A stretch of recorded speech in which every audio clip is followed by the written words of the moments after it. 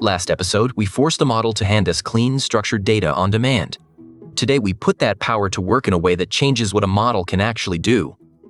Because for everything we have built so far, the model has been sealed inside a box.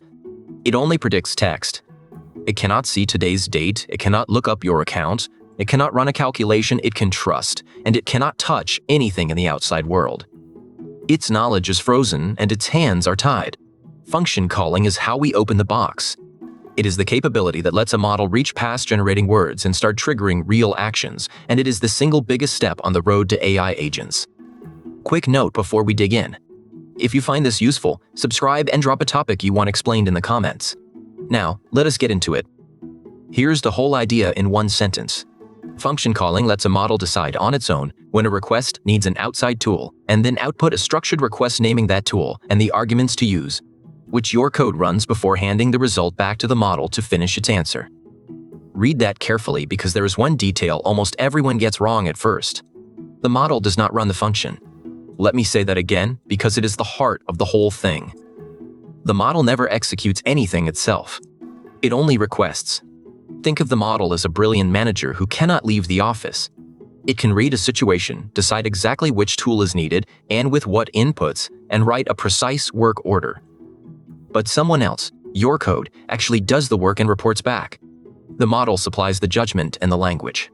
Your program supplies the muscle. So how does it actually flow? It works in a small loop with 4 beats. First, you give the model a menu of tools it is allowed to use. Each tool is described by a name, a plain English description of what it does and when to use it, and, crucially, a schema for its arguments. That schema is exactly the structured output we built last episode. Second, when a user asks something, the model makes a decision. It can answer directly from what it knows, or it can decide a tool is needed. Third, if it picks a tool, it does not produce a sentence.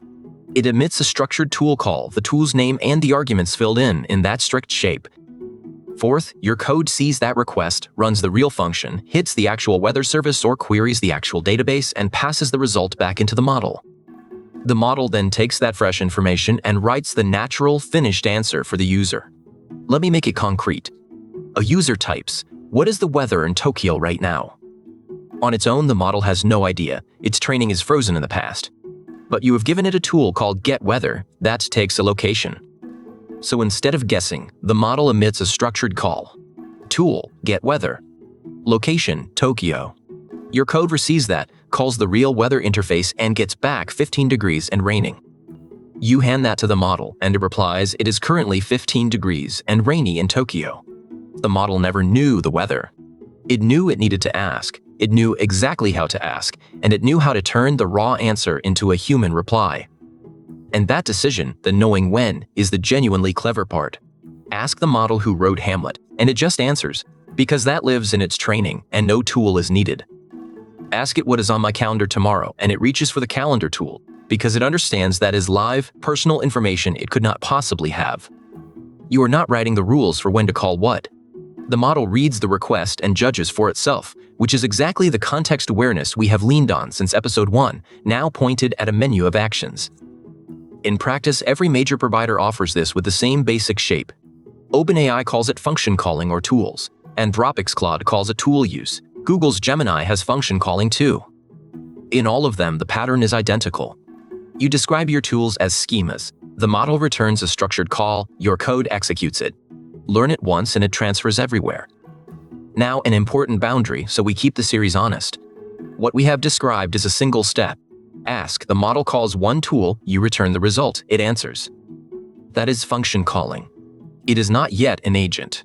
An agent is what you get when you run this loop over and over, letting the model call a tool, look at what came back, reason about it, and decide to call another tool and another, chaining steps until a whole task is done. We build that full loop properly in episode 19. For now, just hold on to this. Function calling is the single heartbeat. The agent is that heartbeat repeated. So how does this look depending on who you are? As an individual, you are already surrounded by it, mostly without noticing. Every time a chat assistant browses the web for you, runs a snippet of code, or generates an image, that is function calling under the hood, the model deciding to reach for a tool. As a startup, this is what turns a language model into the control panel for your own product. A user asks for something in plain English. The model figures out which of your app's actions to trigger and with what inputs. And your code runs it safely because you wrote the function and you can check the arguments before anything happens. Natural language in, real action out. And as a large enterprise, function calling is where AI meets your actual systems under control. The tools are governed, every call is permissioned and logged, and the model only ever proposes. Your systems decide whether to carry it out. The model suggests, your infrastructure disposes. So let us bring it home. A raw model is sealed in a box that only produces text. Function calling lets it decide when a tool is needed, emit a structured request for it, and use the result, while your code does the actual work. The model brings judgment and language. Your program brings the action. And it is the seed that grows into every agent later in this course. Now, of all the things a model cannot do on its own, one stands above the rest in value. It does not know your private documents, and it does not know anything that happened after its training. It can call a tool to go fetch that knowledge, and that pattern, retrieve the right information, and then answer from it, is so important it has its own name and its own whole part of this series. It is called Retrieval Augmented Generation, and it is where we head next. That is the core of it. If this helped, hit like and subscribe, ring the bell for the next deep dive, and tell me in the comments what you want broken down next. Thanks for watching.